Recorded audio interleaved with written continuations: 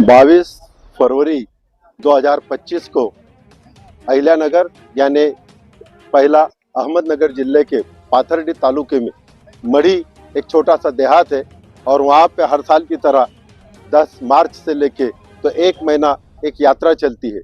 उस यात्रा में सभी प्रकार के हिंदू मुस्लिम समाज के लोग आकर अपना अपना व्यवहार अपना अपना व्यवसाय करते हैं और उस यात्रा को बहुत अच्छी तरह से निभाया जाता है। इतने सालों की परंपरा है कि वहाँ पे दोनों समाज मिलकर यह यात्रा को सक्सेस करते। लेकिन 22 फरवरी को ग्राम सभा ने एक ठराव किया कि इस साल से अब कोई भी मुस्लिम व्यक्ति उस यात्रा में शामिल नहीं होगा, ना ही उस यात्रा में किसी प्रकार का वो व्यवसाय करेगा। ये ऐसा ठराव करके उन्होंने उस ठराव की अमलबजावनी करने की कोशिश की। हम आज एकता संगठन के माध्यम से उस ठराव का निषेध करते हैं, उस ठराव करने वाले सरपंच और ग्राम सेवक का निषेध करते हैं। साथ ही एक सरपंच और ग्राम सेवक जो हमारे लोक सेवक है, उन लोक सेवकों ने संविधान के खिलाफ जो काम किया है, इसलिए उन्होंने एक गैर कायदेशीर काम किया है, इसलिए उन पर गुनाह दाखिल होता है। इसलिए वहाँ के हमारे प्रांत अधिकारी से यह है कि उन पे इमीडिएट गुनाह दाखिल करना जाए, क्योंकि हमारे सुप्रीम कोर्ट ने ऑलरेडी ये इंस्ट्रक्शन दिए कि जो दो समाज में तेढ़ निर्माण करेगा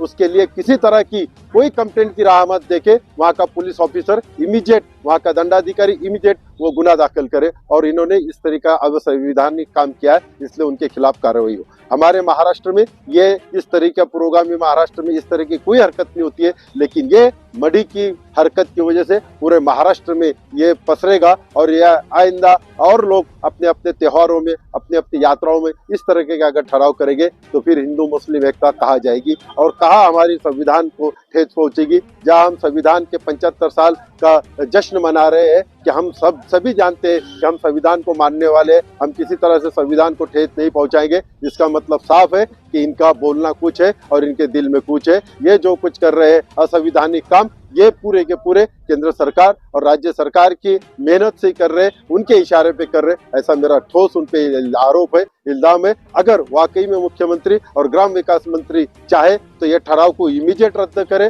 सरपंच को और वह ग्राम सेवक को इमीडिएट गुनाह दाखिल करे, तभी हम कहेंगे कि ये सरकार सबका साथ, सबका विकास और सबका विश्वास संपादन करना चाहती है। धन्यवाद। फारूक शेख, एकता संगठन समन्वयक, जलगांव।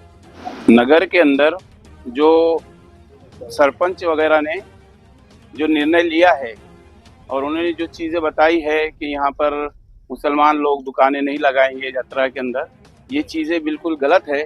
हम सब मिलजुल कर काम करना चाहिए। सब मिलजुल कर हर जिस तरीके से ईद बकरीद के अंदर खुशियों के अंदर हमारे भाई मुस्लिम भाइयों के साथ में मिलकर दुकानें लगाते हैं, इस तरीके से ये लोगों का भी काम है और फ़र्ज़ बनता है इनका एकता होने के साथ साथ एक साथ मिलकर इनको भी दुकानें लगाना देना चाहिए। ये कायदे से बिल्कुल गलत है जो वो बता रहे हैं कि यहाँ पर दुकानें नहीं लगाना चाहिए। इसके लिए ये ठहराव जो इन्होंने पास किया है, हम सब जो है इसके लिए रद्द करने का आवाज़ उठाते हैं और मांग करते हैं।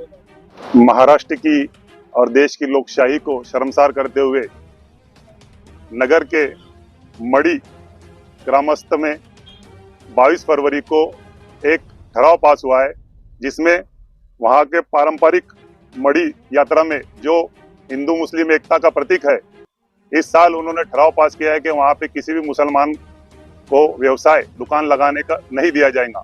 इसके खिलाफ आज एकता संगठन ने जिलाधिकारी मार्फत माननीय मुख्यमंत्री और माननीय ग्राम विकास मंत्री को एक तकरार अर्जी दिया है।